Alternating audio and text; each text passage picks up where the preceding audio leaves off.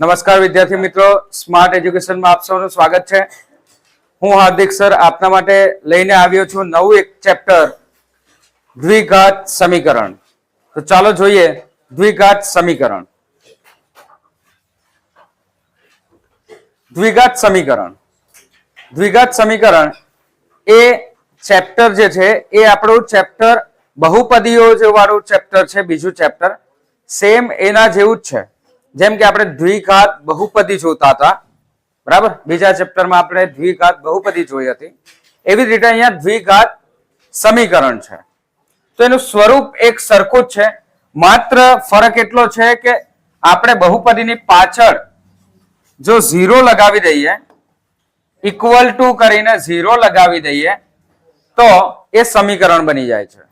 શું બની જાય? સમીકરણ બની જાય છે. તો શૂન્યેતર એ માટે એટલે a ની કિંમત શૂન્ય નથી. એની કિંમત શૂન્ય નથી. એટલે શૂન્યેતર a માટે ax plus bx plus c પ્રકારે બહુપદી મળે. આ બહુપદી મળે અને આ જ બહુપદીને જો એનું મૂલ્ય શૂન્ય ગણી લેવામાં આવે તો એ બહુપદીને આપણે દ્વિઘાત સમીકરણ કહીએ છીએ. શું કહીએ છીએ? દ્વિઘાત સમીકરણ. તો આ દ્વિઘાત બહુપદીને જ આપણે બરાબર મૂલ્ય કરીને શૂન્ય ગણી લઈએ તો આપણે એને કહેશું દ્વિઘાત સમીકરણ. શું કહેશું? દ્વિઘાત સમીકરણ. હવે દ્વિઘાત સમીકરણના વ્યવહારિક ઉદાહરણ આપણને શું કામ લાગે? દ્વિઘાત બહુપદી કે દ્વિઘાત સમીકરણ આપણને શા માટે ઉપયોગી છે? ઘણા વિદ્યાર્થીઓ એવું કમેન્ટ કરે કે સર, આ જે બહુપદીના દાખલા છે, દ્વિઘાત સમીકરણના દાખલા છે, એવા વ્યવહારમાં ઉપયોગમાં તો આવતા નથી, તો આપણે કેમ ભણવાના? બરાબર, આનો કોઈ ઉપયોગ તો થતો નથી. બરાબર, તો ઘણા બધા ઉપયોગો છે, આપણને એ ઉપયોગ કરતા આવડવું જોઈએ. બરાબર, બહુ બધા ઉપયોગ છે. તમે ઘણા બધા સમીકરણો તમારા રોજબરોજની જીવનથી બનાવી શકો છો. બરાબર, તો અહીંયા એવું જ એક ઉદાહરણ આપવામાં આવ્યું છે. ઉદાહરણમાં આપણને કીધું છે કે એક ધાર્મિક ટ્રસ્ટને 300 ચોરસ મીટર જગ્યા જેમાં તેની લંબાઈ તેની પહોળાઈ કરતા 1 મીટર વધારે હોય અને તેવો એક પ્રાર્થના ખંડ બાંધવો છે જેની લંબાઈ તેની પહોળાઈના બમણા કરતા. તો આપણે ધારી લેવું પડે. ધારો કે એની પહોળાઈ કેટલી છે? x. શું છે? x. તો પહોળાઈના બમણા કર્યા. લંબાઈ કેટલી છે? પહોળાઈના બમણા કર્યા, ડબલ કર્યા, અને એમાં 1 ઉમેરીએ એના જેટલી છે. તો તેની લંબાઈ અને પહોળાઈ કેટલી હોવી જોઈએ? બરાબર, જો આવો પ્રાર્થના ખંડ આપણે બનાવવો હોય તો એની પહોળાઈ અને લંબાઈ કેટલી હોવી જોઈએ એ આપણે આના પરથી શોધી શકીએ. આ સમીકરણ પરથી આપણે શોધી શકીએ કે કઈ કઈ એની લંબાઈ પહોળાઈ બની શકે. બરાબર, તો અહીંયા આપણે પ્રયત્ન કરીએ કે દ્વિઘાત સમીકરણ કેવી રીતે બને. તો આપણે ધારી લીધું કે એની પહોળાઈ x છે અને પહોળાઈને કહેવાય b અને લંબાઈને કહેવાય l, અને લંબાઈ એના 2 ગણામાં 1 ઉમેરીએ એના જેટલી છે. તો દ્વિઘાત સમીકરણ કેવી રીતે બને તે જોઈએ. તો ખંડનું ક્ષેત્રફળ, પ્રાર્થના ખંડનું ક્ષેત્રફળ, એમાં લંબાઈ ગુણ્યા પહોળાઈ આવે. લંબાઈ શું છે? 2x વત્તા 1. 2x વત્તા 1 આ આપણી લંબાઈ છે અને પહોળાઈ જે છે એ છે x.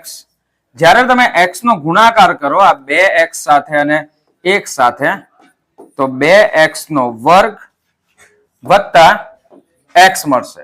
અને ખંડનું ક્ષેત્રફળ જે આપણને પહેલાથી જ જણાવી દીધું છે 300 ચોરસ મીટર છે, એટલે એની જગ્યાએ આપણે લખીએ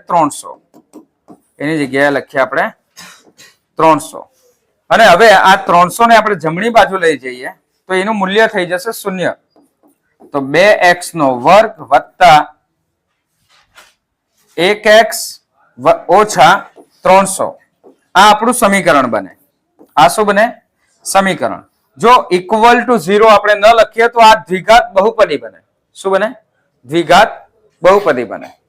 અને ઇક્વલ ટુ 0 કરી દઈએ તો આ રીતે આપણને દ્વિઘાત સમીકરણ બને. અને દ્વિઘાત સમીકરણનો ઉકેલ મેળવો તમે એટલે તમને લંબાઈ અને પહોળાઈ મળી જાય. બરાબર? તો આ રીતે આપણે એના ઘણા બધા ઉપયોગ કરી શકીએ છીએ. તો હવે જાણીએ દ્વિઘાત સમીકરણનો ઇતિહાસ, કે આપણને શા માટે આપણે શીખી રહ્યા છે અને આપણને કેવી રીતે ઉપયોગ થશે ને કયા કયા લોકોએ એનો કેવી રીતે ઉપયોગ કર્યો છે. સૌપ્રથમ બેબીલોન વાસીઓએ દ્વિઘાત સમીકરણનો ઉકેલ મેળવેલો. આપણે 1 માર્ક્સમાં આ પૂછાઈ શકે છે સેક્શન એ માં. બેબીલોન વાસીઓએ સમીકરણનો ઉકેલ મેળવ્યો હતો. બે ધન સંખ્યાનો સરવાળો અને ગુણાકાર આપેલા હોય, બે ધન સંખ્યાનો સરવાળો અને ગુણાકાર આપેલા હોય તો તે સંખ્યા કેવી રીતે મેળવવી એ પણ આ બેબીલોન વાસીઓ જાણતા હતા. બેબીલોન વાસીઓ જાણતા હતા. પછી પ્રશ્ન, x નો વર્ગ ઓછા px વત્તા q ઇક્વલ ટુ 0. પ્રકૃતિના દ્વિઘાત સમીકરણનો ઉકેલ મેળવવા પણ તેઓ સમકક્ષ હતા. કે આ પ્રકારનો હોય, આ દ્વિઘાત સમીકરણ જ છે, તો એનો ઉકેલ મેળવવો કેવી રીતે એ પણ તેઓ જાણતા હતા. ગ્રીકના ગણિત શાસ્ત્રી હતા યુક્લિડ.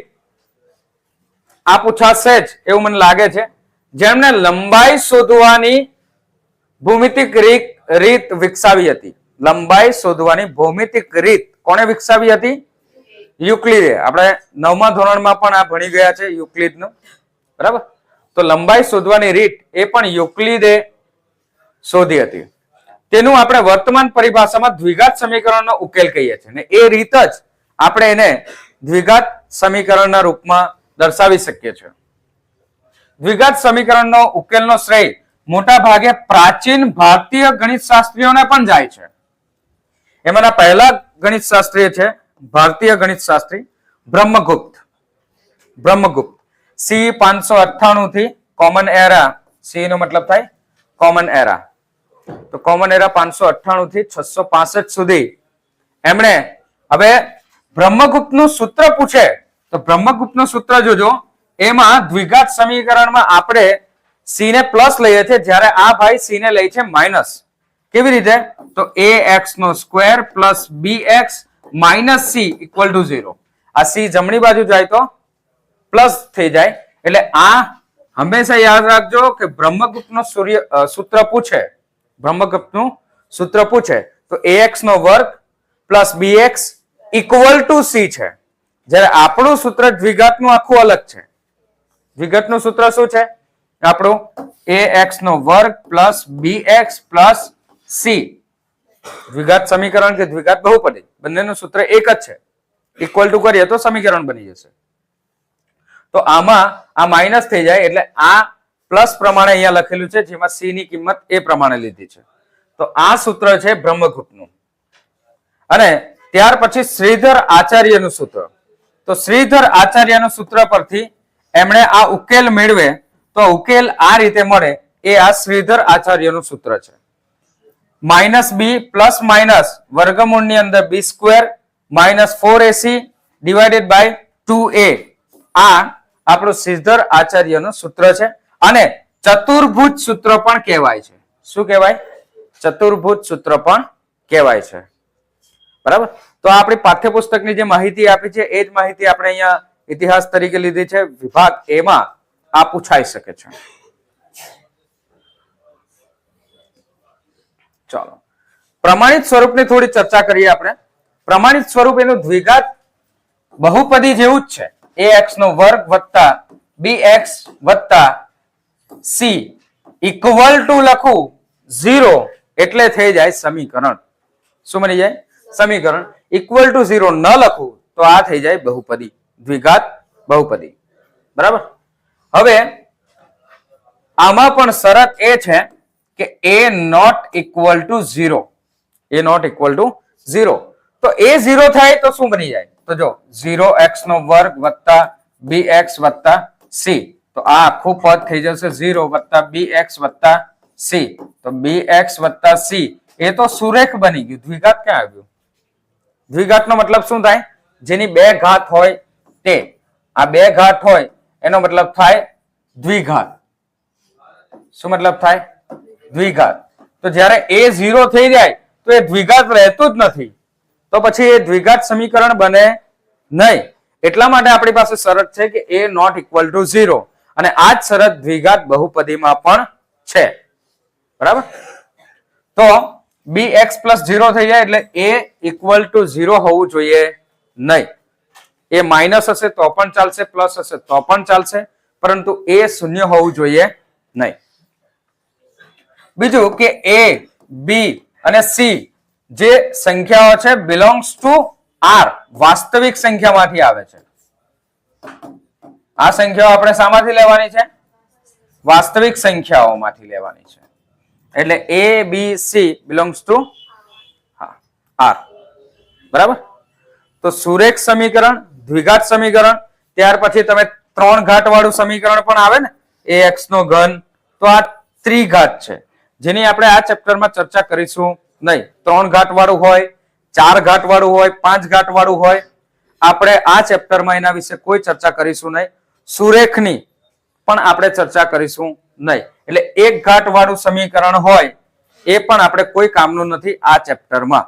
આપણે માત્ર દ્વિઘાત, દ્વિઘાત, દ્વિઘાત જ જોવાનું છે. બરાબર? ઓકે, ચાલો આગળ જઈએ. એક ઉદાહરણથી સમજીએ. ઉદાહરણ 1.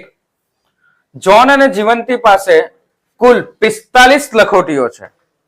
જોન અને જીવંતી પાસે કુલ કેટલી લખોટીઓ છે? 45 લખોટી છે. દરેક વ્યક્તિ પાસે 5-5 લખોટી એ લોકો ખોઈ કાઢે છે, એ લોકોથી ખોવાઈ જાય છે. તો તેમની પાસે બાકી રહેલી લખોટીનો સંખ્યાનો ગુણાકાર એ 124 થાય છે. કેટલો થાય છે ગુણાકાર? 124 થાય છે. તો આપણે જાણવું છે કે તેમની પાસે શરૂઆતમાં કેટલી લખોટી હતી. બરાબર? તો સૌથી પહેલા આપણે શું બનાવવું પડશે? સમીકરણ. ધારો કે જોન પાસે x લખોટી છે. કેટલી લખોટી છે? x લખોટી છે. તો જીવંતી પાસે કેટલી લખોટી હોય? y હશે? ના. y હશે? ના. y જો તમે ધારો તો તમે જતા રહેશો દ્વિચલ સુરેખ સમીકરણમાં, દ્વિચલમાં જતા રહેશો. એટલે આપણે y આ ચેપ્ટરમાં ધારવાનું નથી, આપણે માત્ર x અને x જ ધારવાનું. y ધારો તો આખા સમીકરણમાં y જ ધારવાનું. કોઈ પણ એક જ ચલ આવશે, x, y, z જે પણ આવે તે, પણ આપણે એક ચલની જ વાત કરીશું. બરાબર? આમાં દ્વિઘાત, દ્વિચલ સુરેખ સમીકરણ એવું નથી. બરાબર? આપણે ધ્યાનથી એનું પ્રમાણિત સ્વરૂપ જોઈએ તો પ્રમાણિત સ્વરૂપમાં માત્ર ને માત્ર x જ છે, y છે જ નહીં. એટલે ને દ્વિઘાત સુરેખ, દ્વિઘાત સમીકરણ છે, દ્વિઘાત દ્વિચલ સમીકરણ નથી, બે ચલ વાળું સમીકરણ નથી. બરાબર? એક જ ચલ વાળું સમીકરણ છે. એટલે આપણે જે કંઈ પણ ધારશું એમાં માત્ર x અને x જ આવશે સામાન્ય રીતે. બીજા કોઈ ચલ તમે ધારો તો લઈ શકો. બરાબર? તો જીવંતી પાસે કેટલી લખોટી હશે? કેટલી લખોટી હશે? ધારો કે તમારી પાસે 10 લખોટી હોય. બરાબર? અને તમારા કોઈ મિત્ર પાસે 5 લખોટી હોય. ટોટલ લખોટી કેટલી થાય? 15. 15 માંથી તમારા કોઈ એકનો પણ જવાબ આપ્યો હોય તો તમે બીજાનો જવાબ શોધી શકો ને. બરાબર? તમને એવું કહ્યું કે તમારા એક મિત્ર પાસે 18 લખોટીઓ છે, 18 લખોટીઓ છે. તમારા બે મિત્ર પાસે, તમારા કોઈ બે મિત્ર છે x અને y, તો એ બે મિત્ર પાસે ટોટલ 18 લખોટી છે. પણ એમાંથી એક જણ પાસે x પાસે 3 લખોટી છે. કોઈ x નામના વ્યક્તિ પાસે 3 લખોટી છે. તો y નામના વ્યક્તિ પાસે કેટલી હશે? 15 હશે. મેં વ્યક્તિની વાત કરું છું, અહીંયા વ્યક્તિની વાત કરું છું, y એ ચલ નથી. બરાબર? એટલે અહીંયા પણ જો જોન પાસે x લખોટી હોય તો જીવંતી પાસે કેટલી લખોટી હશે? 45 ઓછા x. 45 ઓછા x. ધારી લઈએ કે આપણે 5 લખોટી છે જોન પાસે, તો જીવંતી પાસે કેટલી હશે? 40. જીવંતી પાસે કેટલી હશે? 40. બરાબર? એ રીતે અત્યારે નથી ખબર, આપણે x ધાર્યું તો 45 ઓછા x હશે. હવે બંને પાસે 5-5 લખોટી બંનેથી ખોવાઈ જાય છે. 5 લખોટી બંનેથી ખોઈ કાઢે છે. તો ત્યાર પછી એમની પાસે બચે કેટલી? તો જોન પાસે જે છે એ x લખોટી છે, એ 5 ખોવી કાઢે એટલે એનામાંથી 5 ઓછા થાય. એવી રીતે અત્યારે જીવંતી પાસે લખોટી છે 45 ઓછા x, એ પણ 5 લખોટી ખોઈ કાઢે છે. તો 45 માંથી 5 ઓછા કરો, કેટલા આવશે? 40, અને ઓછા x સાથે તો લખવાના જ. તો આ સંખ્યા જે છે x ઓછા 5 એ કોની છે? x ઓછા 5 કોની છે? એ જોનની સંખ્યા છે લખોટીની. અને જીવંતીની સંખ્યા કેટલી છે? 40 ઓછા x. બરાબર. હવે તમે ધ્યાનથી જોશો તો જે બે સંખ્યા આપણને મળી અહીંયા, એ બે સંખ્યા સુરેખ છે. સુરેખ સમીકરણ છે કે સુરેખ બહુપદી છે, જે કહેવું તે ચાલે. સુરેખ છે.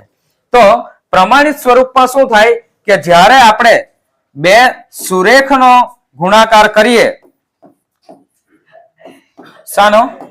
બે સુરેખનો ગુણાકાર કરીએ તો આપણને મળે દ્વિઘાત બહુપદી કે દ્વિઘાત સમીકરણ. બરાબર. બે સુરેખનો ગુણાકાર કરો તો શું મળે? દ્વિઘાત. એટલે આપણે જે ઉકેલ મેળવીશું એ ઉકેલ જો આપણને મળશે તો એ ઉકેલ આપણને બે મળી શકે. બરાબર. ઉકેલની પણ થોડી ચર્ચા કરીએ કે દ્વિઘાત સમીકરણના ઉકેલ કયા કયા મળી શકે. તો દ્વિઘાત બહુપદી જેવું જ છે કે બે ભિન્ન ઉકેલ મળી શકે. બે ભિન્ન ઉકેલ મળી શકે. બંને ઉકેલ અલગ અલગ હોઈ શકે, બંને અવયવો જુદા જુદા હોઈ શકે. પછી બે સમાન ઉકેલ મળે, બે સમાન ઉકેલ મળે, ને બે સમાન ઉકેલને આપણે એક જ ઉકેલ કહીએ. શું કહીએ છે? એક જ ઉકેલ કે એક જ બીજ કહીએ છે. ઉકેલ અને બીજ બંને શબ્દ સમાનાર્થી શબ્દ છે એવું તમે આ ચેપ્ટર માટે સમજી લેજો. બીજ અને ઉકેલ બંને વસ્તુ એક જ છે. તો બે ભિન્ન બીજ મળે કે બે ભિન્ન ઉકેલ મળે, પછી બે સમાન ઉકેલ મળે તો એને એક જ ઉકેલ ગણાય. ને ઘણી બહુપદી એવી પણ મળે જેનો ઉકેલ મળશે જ નહીં. જેનો ઉકેલ મળશે જ નહીં. ઉકેલ નથી એટલે કે શૂન્ય ઉકેલ. બે ઉકેલ મળે, એક ઉકેલ મળે કે પછી શૂન્ય ઉકેલ મળે. તો એવું પણ આ દ્વિઘાત બહુપદીમાં મળી શકે. પણ એટલું ધ્યાન રાખજો કે 2 થી વધારે ઉકેલ મળે નહીં. તમને પરીક્ષામાં પૂછે કે દ્વિઘાત બહુપદી કે દ્વિઘાત સમીકરણ ના 3 ઉકેલ મળે છે તો અશક્ય. એ વસ્તુ અશક્ય છે. સંભાવના તરીકે પણ આ પ્રશ્ન પૂછી શકાય કે દ્વિઘાત બહુપદીના કે દ્વિઘાત સમીકરણના 3 ઉકેલ મળી શકે છે. તો 3 ઉકેલ મળતા નથી. વધુમાં વધુ 2 જ ઉકેલ મળશે. વધુમાં વધુ 2.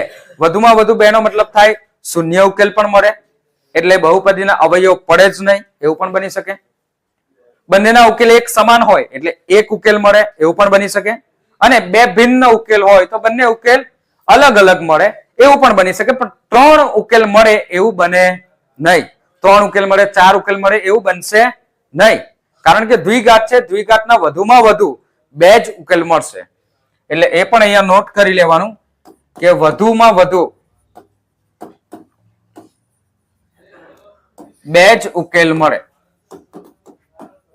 વધુમાં વધુ 2 જ ઉકેલ મળે, એનાથી વધારે ઉકેલ મળે નહીં. બરાબર.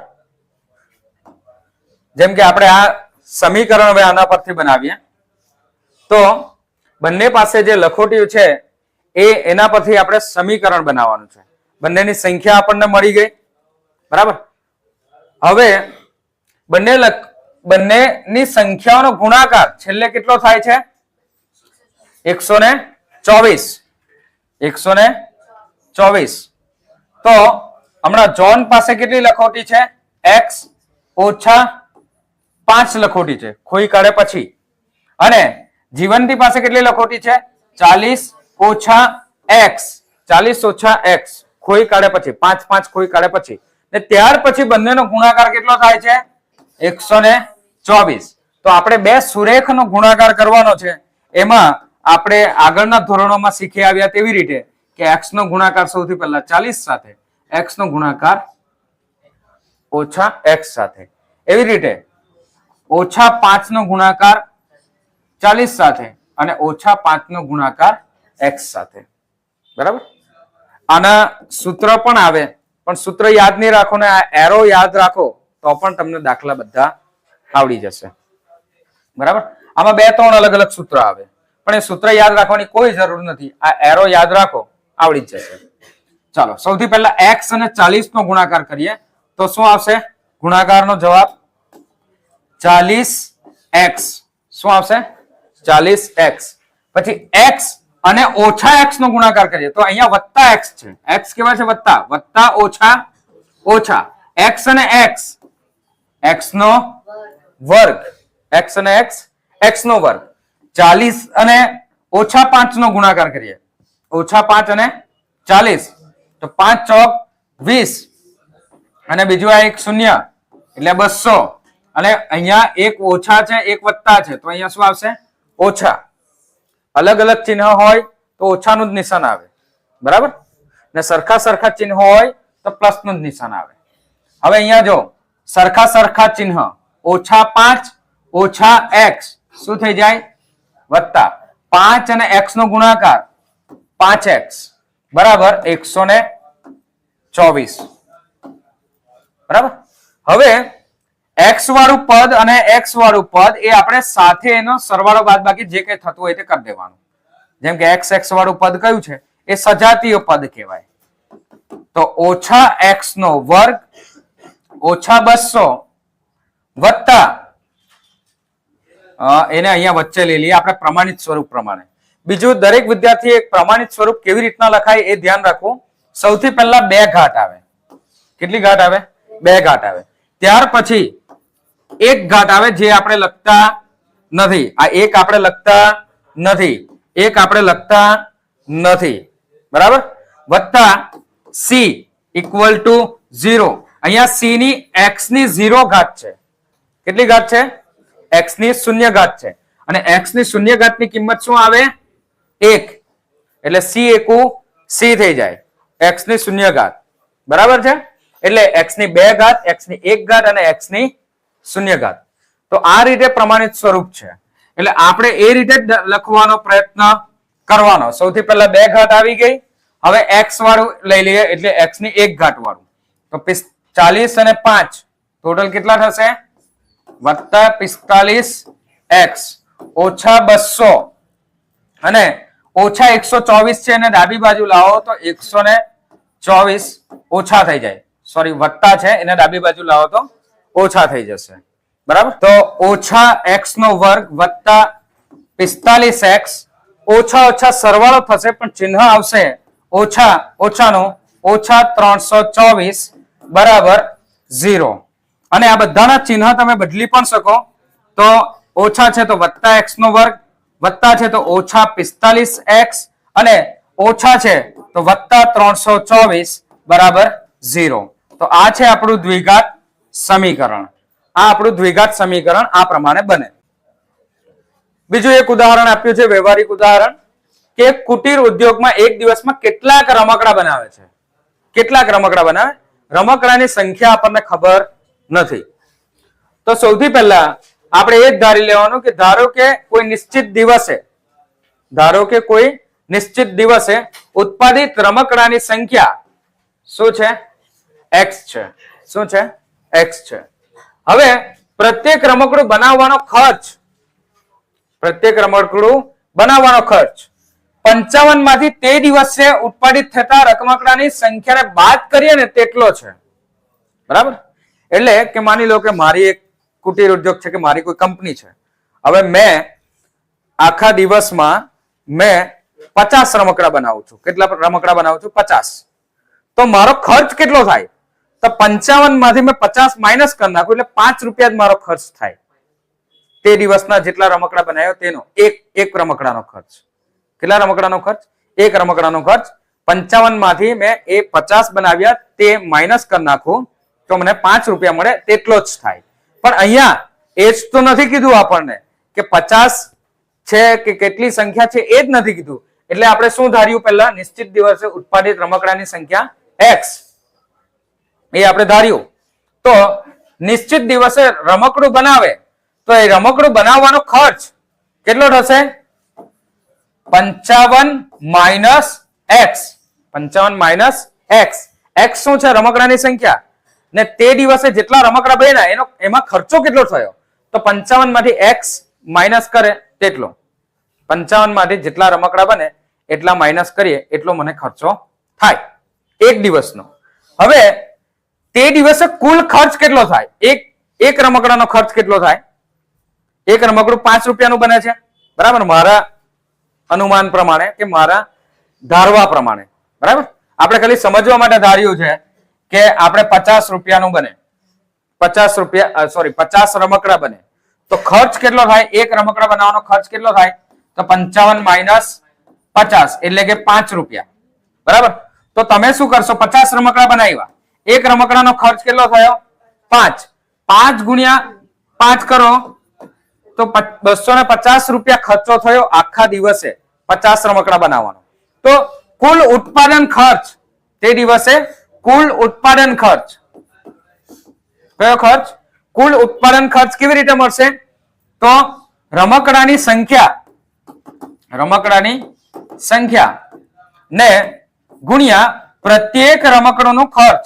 પ્રત્યેક રમકડાનો ખર્ચ. તો રમકડાની સંખ્યા શું છે? એક્સ. પ્રત્યેક રમકડાનો ખર્ચ કેટલો છે? 55 માઇનસ એક્સ. અને એ ઉત્પાદન ખર્ચ તમને કહી જ દીધું છે કેટલો છે? 750. તો એ છે 750. તો આના પરથી પણ આપણે સમીકરણ બનાવી શકીએ. તો x નો ગુણાકાર આપણે 55 સાથે કરવાનો. શું આવશે? 55x. x નો ગુણાકાર આપણે x ઓછા x સાથે કરવાનો, વત્તા ઓછા ઓછા x નો વર્ગ અને 750. 750 ડાબી બાજુ છે, ડાબી બાજુ જ રહેવા દઈએ.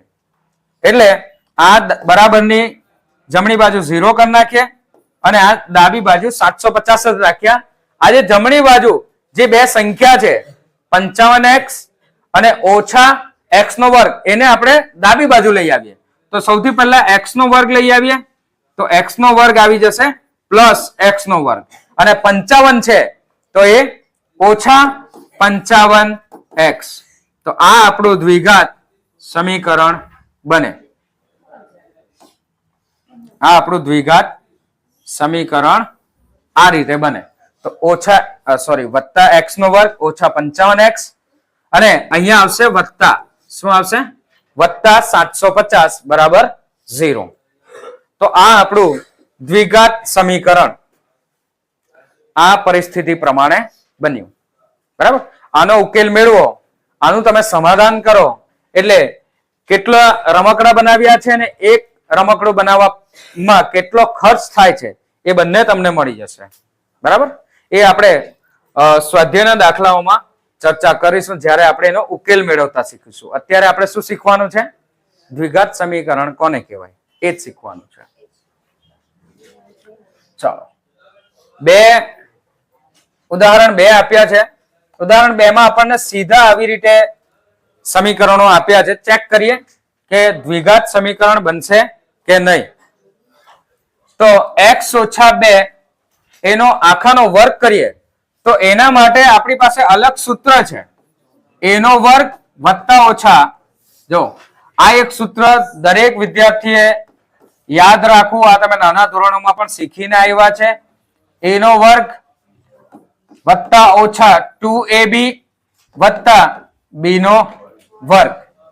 તો અહીંયા એ જ સૂત્ર પ્રમાણે આપણે સાદું રૂપ આપીએ. પહેલાનો x નો વર્ગ, ત્યાર પછી ચિહ્ન જે આવે તે લગાવી દેવાનું, ચિહ્ન લગાવી દીધું. ત્યાર પછી આ બંનેનો ગુણાકાર કરો ને ડબલ કરો. 2x નો ડબલ કરો, કેટલા થશે? 4x. 2 અને x આ બંનેનો ગુણાકાર કરવાનો, ડબલ કરવાનો, 4x અને છેલ્લાનો પાછો વર્ગ કરવાનો એટલે 2 નો વર્ગ કેટલો થશે? 4. અને આ વત્તા 1 એ વત્તા 1 બરાબર 2x ઓછા 3. જે સજાતીય પદો છે એને સાથે લાવી દો. x નો વર્ગ ઓછા 4x, 4 ને 1 કેટલા થઈ જાય? 5. આ 2x છે એ જમણી બાજુ છે, ડાબી બાજુ લાવો તો ઓછા 2x અને ઓછા 3 છે એ વત્તા 3 બરાબર 0. તો x નો વર્ગ તો એક જ છે, x નો વર્ગ એક જ છે. x જોઈ લો, ઓછા 4x સજાતીય પદ કોને કહેવાય? તો ઓછા 4x અને ઓછા 2x એ સજાતીય પદ કહેવાય. એને ભેગા કરી દેવાના, બંનેના ચિહ્નથી સરવાળો બાદબાકી કરી દેવાનું. બંનેના ચિહ્ન સરખા છે, શું થશે? સરવાળો. તો 4 ને 2 કેટલા થશે? 6x ઓછા 6x અને 5 અને 3 કેટલા થશે? 8 બરાબર 0. તો આમાં આપણે એક વસ્તુ એક્સ્ટ્રા કરીએ, a ની કિંમત શું આવશે? 1. આ આપણે ખાલી આપણી જાણકારી માટે કરીએ છીએ કે આપણે વધુ આગળ આપણને કામ લાગે એટલા માટે કરીએ છીએ કે a ની કિંમત શું આવશે? 1. b ની કિંમત શું આવશે? -6. c ની કિંમત શું આવશે? 8. બરાબર. તો દ્વિઘાત સમીકરણ છે, એક આન્સર સ્ટેટમેન્ટ તમારે અહીંયા લખવાનું. દ્વિઘાત સમીકરણ છે. શું છે? દ્વિઘાત સમીકરણ છે. આપણે ચેક જ કરવાનું છે દ્વિઘાત સમીકરણ છે કે નહીં એ. બરાબર. ચાલો જોઈએ ઉદાહરણ 2 નો પ્રશ્ન 2. આ રીતે આપણને રકમ આપી છે. તો સૌથી પહેલા જો આ x નો ગુણાકાર આ x સાથે, એટલે શું લખાય અહીંયા? x નો વર્ગ. પછી x નો ગુણાકાર 1 સાથે, તો x એકુ x વત્તા 8 બરાબર. હવે જો આ બે નો ગુણાકાર, x અને x નો ગુણાકાર, x નો વર્ગ, x નો ગુણાકાર ઓછા 2 સાથે, x વત્તા છે, વત્તા ઓછા ઓછા 2x, આ 2x વત્તા અને વત્તા છે તો વત્તા 2x અને 2 અને 2 નો ગુણાકાર 4 થાય, પણ ચિહ્ન કયું આવે? એક વત્તા છે ને એક ઓછા છે, તો વત્તા ઓછા ઓછા 4. બરાબર. હવે તમે ધ્યાનથી જોજો તો અહીંયા કઈક વસ્તુ કેન્સલ થઈ જાય છે, ઉડી જાય છે. જેમ કે ઓછા 2x વત્તા 2x આવડી ગયું. બીજું, જે બંને બાજુ સેમ સેમ હોય એ પણ કટ થઈ જાય. જેમ કે x નો વર્ગ છે, આ બાજુ લાવું તો અહીંયા આવું થાય, x નો વર્ગ ઓછા x નો વર્ગ, તો x ના વર્ગ માંથી x નો વર્ગ જાય 0. એટલે આ આપણે લખવાની જરૂર નથી. જે સંખ્યા બંને બાજુ સેમ સેમ હોય આપણે એને કટ કરી દેવાની. તો x નો વર્ગ કટ થઈ ગયું. શું બીજું કઈ કટ થાય છે? ના. હવે આપણને સંખ્યા કઈ મળે છે કે બહુપદી કઈ મળે છે? x વત્તા 8 બરાબર -4. -4 ને આ બાજુ લાવો, x વત્તા 8 વત્તા 4 બરાબર 0. તો અહીંયા x વત્તા 12 બરાબર 0. આ તમને સમીકરણ મળે. આ સમીકરણ સુરેખ છે, સુરેખ સમીકરણ છે. કેવું સમીકરણ છે? સુરેખ છે. દ્વિઘાત સમીકરણ નથી, દ્વિઘાત સમીકરણ નથી. આ દ્વિઘાત સમીકરણ નથી. બરાબર છે.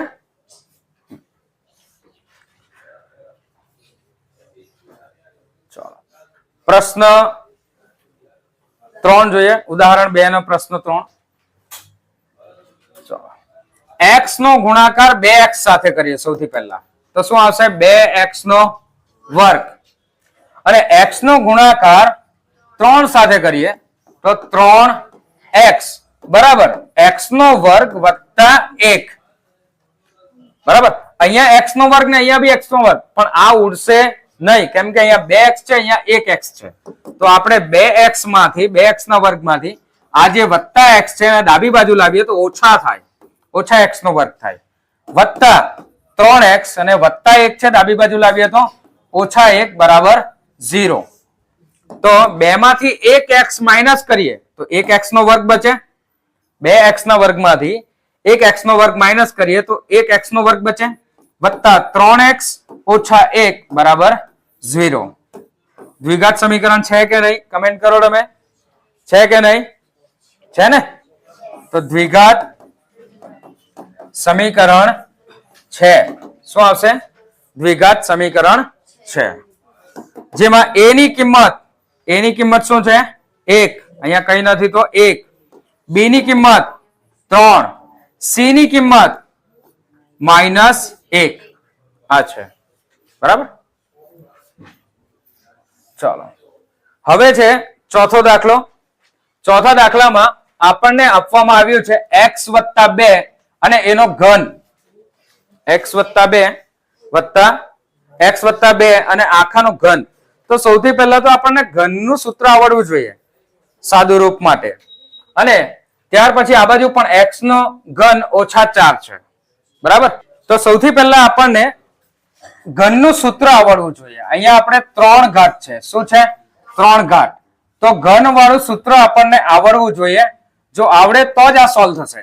તો આપણે પહેલા ઘનનું સૂત્ર લખીએ. ઘનનું સૂત્ર શું આવશે? a વત્તા b આખાનો ઘન બરાબર a નો ઘન વત્તા 3a નો વર્ગ b વત્તા 3a b નો વર્ગ વત્તા b નો ઘન. આ સૂત્રને તમે આ રીતે પણ લખી શકો. a નો ઘન વત્તા b નો ઘન વત્તા 3a નો વર્ગ b વત્તા 3a b નો વર્ગ. આ રીતે પણ લખી શકો. બરાબર. હવે આ પ્રમાણે આપણે એનું સાદું રૂપ આપવાનું છે, જે x વત્તા 2 છે એનું. તો જોઈએ, એની જગ્યાએ આપણી પાસે શું છે? x. એની જગ્યાએ શું છે? x. તો આપણે પહેલા કરીશું x નો ઘન વત્તા 3 અને a એટલે x નો વર્ગ વત્તા ગુણાકારમાં આવશે કૌંસમાં b એટલે કે 2 વત્તા હવે 3 તો આ 3 ત્યાર પછી a છે એટલે x અને b એટલે 2 નો વર્ગ વત્તા b નો ઘન એટલે 2 નો ઘન બરાબર x નો ઘન ઓછા બરાબર શું છે? x નો ઘન ઓછા 4. બરાબર. તો હવે જોજો શું થાય. x નો ઘન વત્તા 3x નો વર્ગ, પણ 3 દુ કેટલા થશે? 6. તો 6x નો વર્ગ. ત્યાર પછી હવે 2 નો વર્ગ કેટલો થાય? 2 નો વર્ગ કેટલો થાય? 4. 4 તારી 12. તો 12 અહીંયા વત્તા જ આવશે 12x. ત્યાર પછી આવશે 12x અને 2 નો ઘન તો 2 દુ 4, 4 દુ 8. તો આવશે 8 બરાબર x નો ઘન ઓછા 4. સાદું રૂપ આપી દીધું. બંને બાજુ ચેક કરો શું ઉડે એવું છે. તો x નો ઘન અને x નો ઘન એ ઉડી જાય છે. આપણી પાસે બચે છે એ છે 6x નો વર્ગ વત્તા 12x વત્તા 8 અને ઓછા 8 છે એ આ બાજુ આવશે ડાબી બાજુ. તો થઈ જશે ઓછા 4 છે. તો ઓછા 4 આ બાજુ આવશે તો થઈ જશે વત્તા 4 બરાબર 0. તો 6x નો વર્ગ વત્તા 12x વત્તા 8 ને 4 12 બરાબર 0. આ સમીકરણને તમે 6 થી ભાગીને નાનું પણ કરી શકો છો. જો 6 થી આપણે એને ભાગીએ તો x નો વર્ગ વત્તા 6 દુ 12 એટલે કે 2x વત્તા 2 બરાબર 0. આ સમીકરણ પણ તમે લખી શકો છો, જ્યાં a ની કિંમત આવશે 1, b ની કિંમત આવશે 2 અને c ની કિંમત પણ આવશે 2. બરાબર. તો અહીંયા આપણા આ ઉદાહરણ 2 ના દાખલાઓ સમાપ્ત થયા. સાથે સાથે આપણે દ્વિઘાત સમીકરણ કેવી રીતના બને છે તે પણ જોયું.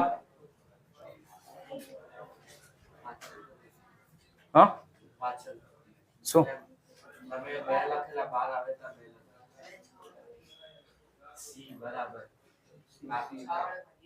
6 વડે ભાગ્યા છે ભાઈ આખું સમીકરણ. 6x નો વર્ગ વત્તા 12x વત્તા 12 બરાબર 0. તો a ની કિંમતને આપણે બધાને 6 વડે ભાગ્યું છે. 6 ભાગ્યા 6 કરો તો 1 આવશે. 12 ભાગ્યા 6 કરો તો 2 આવશે. પાછા 12 ભાગ્યા 6 કરો તો 2 આવશે. બરાબર. એટલે a ની કિંમત, b ની કિંમત અને c ની કિંમત એ પ્રમાણે આપણે લખી છે. બરાબર. તમે આને પણ a b c ગણીને આનાથી પણ દાખલો કરી શકો, પણ આ સંખ્યા નાની કરશો તો તમને થોડું ઈઝી રહે ગણતરીમાં. એટલા માટે આપણે સંખ્યાને ભાગીને નાની કરી નાખીએ છીએ. બરાબર. તો અહીંયા આપણે ઉદાહરણ 2 ની સાથે આપણે પ્રસ્તાવના જોઈ અને દ્વિઘાત સમીકરણ શું છે એ જોયું. હવે પછીના વિડીયોમાં આપણે જોઈશું કે દ્વિઘાત સમીકરણનો ઉકેલ કેવી રીતે મેળવાય. બરાબર, એ ઉકેલ કેવી રીતે મેળવાય એ તમારે જોવું હોય, એનો વિડીયો જોવો હોય તો આવનારા વિડીયો માટે અહીંયા તમને લિંક મળી જશે. અને નવા વિડીયોમાં આપણે શીખીશું દ્વિઘાત સમીકરણના ઉકેલ, એના બીજ વિશે. બરાબર, તો ત્યાં સુધી લાઈક કરો, શેર કરો, સબસ્ક્રાઇબ કરો. આભાર. Thank you.